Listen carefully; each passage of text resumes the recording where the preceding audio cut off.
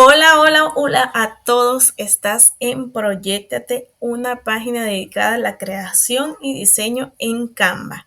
El día de hoy les voy a enseñar esta súper aplicación que conseguí con inteligencia artificial que te va a ayudar a hacer tus presentaciones si tú no deseas hablar o si tienes un temor a las cámaras. Entonces lo que debes hacer es ingresar a Canva, vas a abrir donde dice app y vas a abrir esta aplicación que se llama DED All Presenters. La vas a abrir, ella te va a pedir que abras tu correo, tú lo vas a configurar y después que tú la configures, ella te va a aparecer de esta manera. Te van a aparecer diferentes avatars aquí, te va a aparecer el prompt donde vas a colocar la información que tú quieres que tu fotografía o la persona, el avatar, diga, y vas a colocar el idioma, si es inglés o español. Yo en este caso voy a colocar español Venezuela, porque existen varios españoles: español Perú, español Panamá, español Puerto Rico, Cuba, Colombia, Chile, y tú vas a seleccionar el que te corresponda. Yo en este caso voy a colocar español Venezuela. Hay dos voces, la de Paola y la de Sebastián. Yo voy a colocar la de Paola.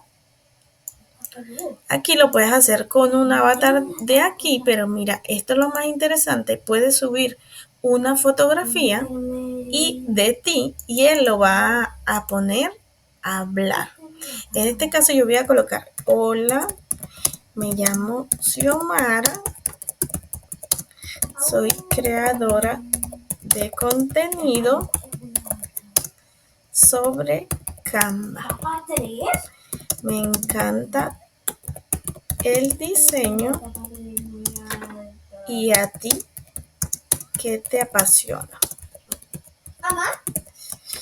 Y esto, vas a seleccionar la fotografía que quieres que utilice la plataforma o el avatar, porque tienes varios avatares aquí. Lo puedes usar sea niña o niño, pero si tú quieres tu propia fotografía, la subes, la seleccionas, vas a darle donde dice preview y él te va Hola, me llamo Xiomara, soy creadora de contenido sobre... y él te va a decir cómo va a sonar tu voz. Luego le vas a dar donde dice generar presentación y vamos a esperar hasta que Canva genere la presentación. Luego vamos a ver el resultado.